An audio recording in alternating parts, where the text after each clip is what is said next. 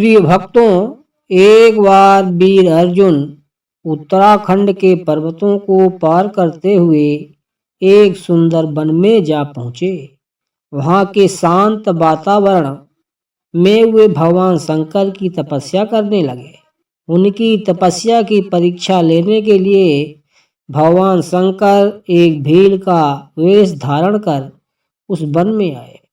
वहां आने पर भील रूपी शिव जी ने देखा कि एक दैत्य सुअर का रूप धारण कर तपस्यारत अर्जुन की घात में है। शिव जी ने उस दैत्य पर अपना बाण छोड़ दिया। जिस समय शंकर भगवान ने दैत्य को देखकर बाण छोड़ा, उसी समय अर्जुन की तपस्या टूटी और दैत्य पर उनकी दृष्टि पड़ी। उन्होंने भी अपना गांडीव धनुष उठाकर उस पर बाण छोड़ दिया।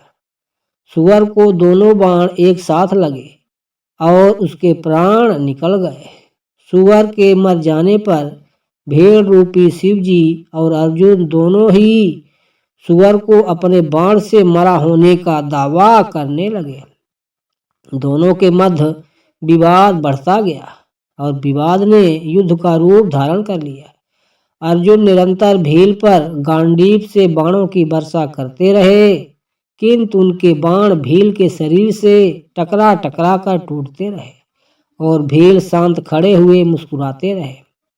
अंत में उनकी तरकस के सारे बाण समाप्त हो गए। इस पर अर्जुन ने भील पर अपनी तलवार से आक्रमण कर दिया।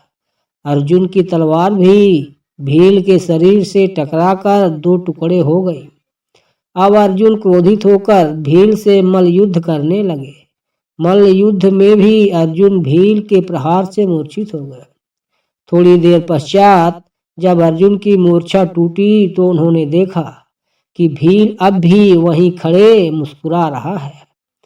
भील की शक्ति देखकर अर्जुन को अत्यंत आश्चर्य हुआ और उन्होंने भील को मारने की शक्ति प्राप्त करने के लिए शिव मूर्ति पर पुष्पमाला डाली, किंतु अर्जुन ने देखा कि वह माला शिव मूर्ति पर पड़ने के स्थान पर भील के कंठ में चली गई।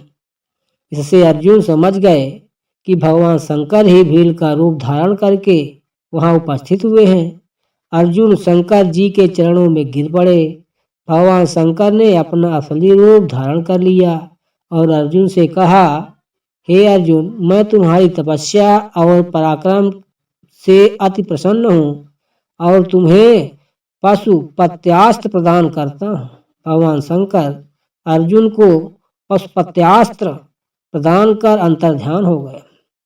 उसके पश्चात वहां पर वरुण, यम, कुबेर, गंधर्व और इंद्र अपने अपने वाहनों पर सवार होकर आ गए। अर्जुन ने सभी देवताओं की विधिवत पूजा की। यह देखकर यमराज ने कहा, अर्जुन, तुम नर के अवतार हो तथा श्री कृष्ण नारायण के अवतार हैं। तुम दोनों मिलकर अब पृथ्वी का भार हल्का करो। इस प्रकार सभी देवताओं ने अर्जुन को आशीर्वाद और विभिन्न प्रकार के दिव्य एवं अलौकिक अस्त्र शस्त्र प्रदान कर अपने अपने लोकों को चले गए। अर्जुन के पास से अपने लोक को वापस जाते समय देवराज इंद्र ने कहा, हे अर्जुन, अभी तुम्हें देवताओं के अनेक कार्य संपन्न करने हैं, अतः तुमको लेने के लिए मेरा सारथी आएगा। इसलिए अर्जुन उसी वन में रहकर प्रतीक्षा करने लगे।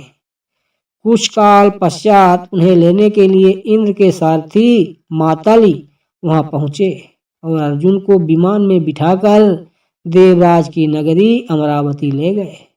इंद्र के पास पहुंचकर अर्जुन ने उन्हें प्रणाम किया। देवराज इंद्र ने अर्जुन को आशीर्वाद देकर अपने निकट आसन प्रदान किया। अमरावती में रहकर अर्जुन ने देवताओं से प्राप्त हुए दिव्य और अलौकिक अस्त्र शस्त्रों की प्रयोग विधि सीखा और उन अस्त्र शस्त्रों को चलाने का अभ्यास करके उन पर महारत प्राप्त कर लिया। फिर एक दिन इंद्र अर्जुन से बोले, बस तुम चित्रसेन नामक गंधर्व से संगीत और नृत्य की कला सीख लो। चित्रसेन ने इंद्र का आदेश पाकर अर्जुन को संगीत और नृत्य की कला में निपुण कर दिया।